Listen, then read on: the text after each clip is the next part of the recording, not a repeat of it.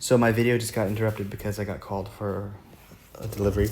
And let's continue. So I think ENFPs are really interested in kind of brainstorming, generating ideas.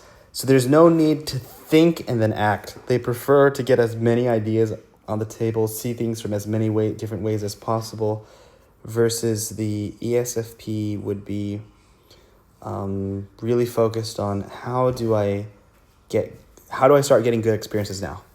My experience is, what is my experience now? What do I do that will improve my experience? I'm after good high quality sensory experiences, and staying in la la land, conceptualizing different perspectives is going to give me a headache. That's not focused enough. Very focused on getting things done, and I think they're good at getting things done. So they do have a speed factor. So SE is kind of like a speed advantage, where NE is more of a seeing things from different perspective. So ENFPs would be able to understand. ENFPs would be able to relate to more types of people because they're used to and they enjoy the process of looking at things from other people's perspectives. And I don't think that's particularly true with ESFPs. I think ESFPs are very much, unless it's someone they really care about and it triggers their FI, if they care about someone a lot, then they might put in the effort to understand those people. But if we're just talking about understanding other people for the sake of understanding people that have nothing to do with their own improving their own life in the short term and the near term, ESFPs would probably be a little bit irritated. So I do find the parallel between ENFPs and ENTPs where they can have that full enjoyment just from talking. And they really like exploring concepts. So ENFPs and ENTPs they're very theoretical types. And ENFPs and ENFPs get along with INFJs, I believe. So I, as an INFJ, I want to like ESFPs, but they are so fast in their lifestyle that they don't really stick around. As in, like, I'm too boring for your normal ESFP, I believe. Like, because ESFPs are not particularly interested in people. So, like, and they're not really interested in the world of concepts. So as an INFJ, I have a very rich and nuanced world of concepts, a very strong conceptual world. So ENFPs would enjoy me because, first of all, I share in common with ENFPs is I value the perspectives of different types of people.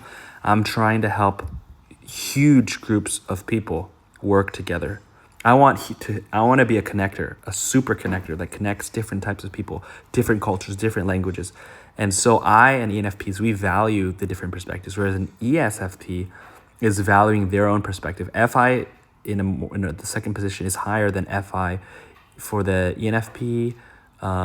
It's FI in, is it also, it's NEFI. Oh, they're both in the second position. So it's interesting. So they like exploring perspectives, and they like to stay true to their values. ESFPs stay true to their values, but they want to stay in the here and now, in the real world, and they want to get going. And that makes it challenging because I'm kind of like a slow burn kind of guy. I'm a slow poke. So I'm kind of like a very slow theta wave, and ESFPs, I think, give fast alpha vibes, as in very fast brainwave vibes that they're just like get on a really fast track. So something interesting is when ESFPs and ENFPs discuss about travel in different countries, ENFPs could enjoy just talking about the travel and they don't need to go there because they can go there in their minds. But ESFPs, just talking about it feels very empty and does not feel satisfying. And they really feel the need to actually go there and actually use their SE senses to experience the place. And so, like, talking about traveling to Korea and actually going to Korea is going to be what they want. But for me, like, as an INFJ, I could talk about Ireland and not go to Ireland. I feel like I'm there already. And I actually usually enjoy actually talking about the place more than going there. Like, when I go there, it's for the purpose of talking about the place. So if I went to Ireland or I went to China, I would go there and I would want to explore. I would want to see things that are new, but I'd also want there to be heavy conversation to explain what I'm seeing. And I value explaining what I'm seeing more. I think ENFPs and INFJs would also explore that as intuitives. The video that I'm kind of referring to called out TE DOMs as looking at friends as tools, and SE DOMs as looking at friends' experiences, and NE DOMs looking at friends as concept fodder to explore new perspectives. So NE DOMs want to find people who give them new perspectives. SE DOMs are looking for people who can give them new experiences. So SE DOMs might really care about your social media, what kind of life are you living, what kind of experiences are you living. If it looks interesting, they want to try, they want to participate. TE DOMs would more look at friends as kind of a tool, like how can I use this person to get closer to my goals.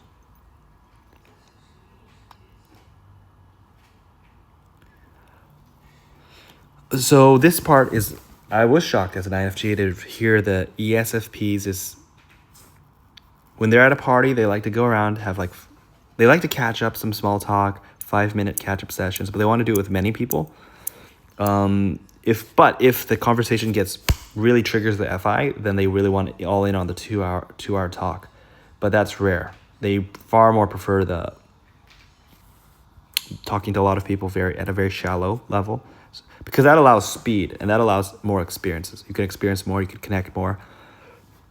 I think the NEs, like the ENFPs, I think they do like floating around to see perspectives, but I think they actually do, and if they really would prefer the deep conversation that really gives them something new.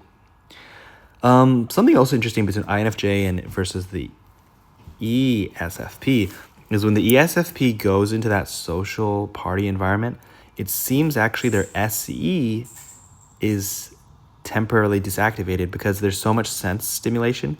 So actually they're not paying that much attention to people's feelings. They're not FEs, they're FIs. So they're not paying attention to people's feelings. They don't really know, like let's say there's a lot of people at the party. They don't know who's having a good time and who's not having a good time.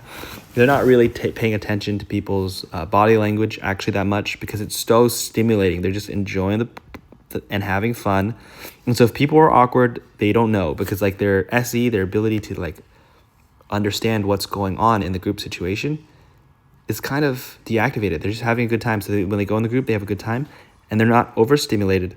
And ironically, as extrovert types, it seems they have a poor ability to read body language and the emotional state of others as a feeling type. And so when they go to these kind of big social gatherings, they don't think it's draining. Now, INFJs are an FE type. And with FE, in the big groups, it goes into hyperdrive, and I can sense with high accuracy the feeling of everyone in the room. And I could, one friend commented it's like scoping. So let's say it's like the police radar. If I go in a party, there's 20 people, I can feel everyone's energy and everyone's feelings. And I kind of think it's my job as the police to make sure that everyone's having a good time. And my radar can scope in on this person, and like of 20 people, I could feel their feelings, but I could zoom in like a sniper on one person or 2 people in a conversation, and I could feel their feelings at a higher level of accuracy and fidelity. And I'm just looking at trying to make sure that other people are having a good time. That is quite different than ESFPs, who are FIs. They're going to try to focus on making sure that they are having a good time. Like if they are having a good time, who cares if other people are having a good time? But INFJs don't really care whether they're having a good time, so they really just care if other people are having a good time. As FE is higher and higher, if other people are having a good time, I'm going to have a good time because the emotions of others transfer close to me like an empath.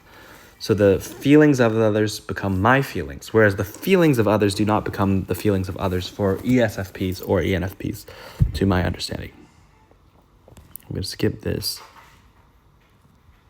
These are also very interesting conversations.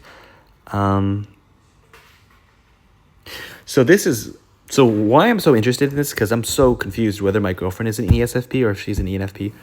And so I've been trying to figure that out. She's definitely a P and she's definitely an F. She's an FI user for sure. She has NE, but she doesn't really get into the deep conceptual conversation. So this is what kind of confuses me. So that also attracted me to this Love Who Discord channel to learn more about this type.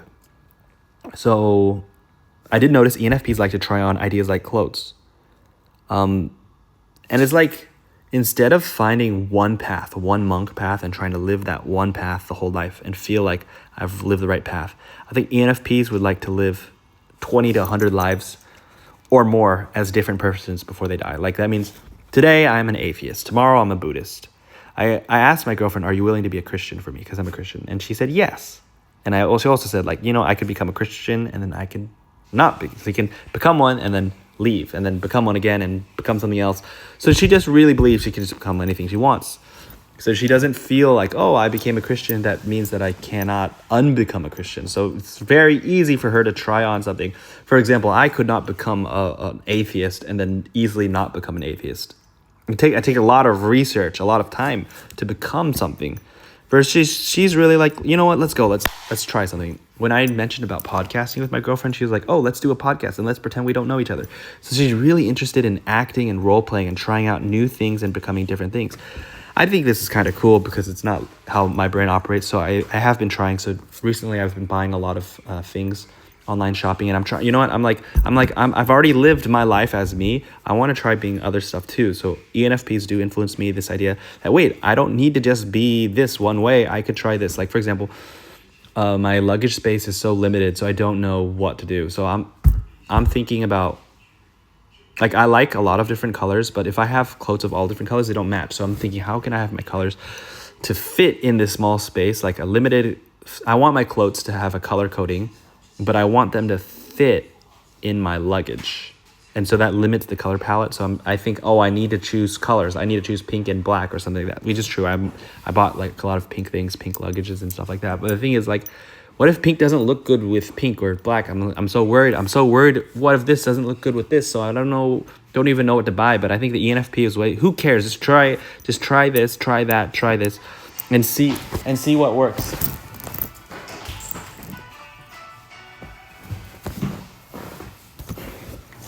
And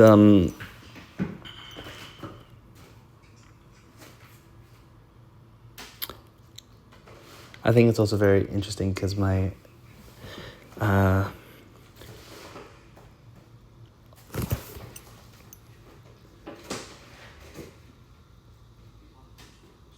we'll probably have a part 3. It's time to eat something.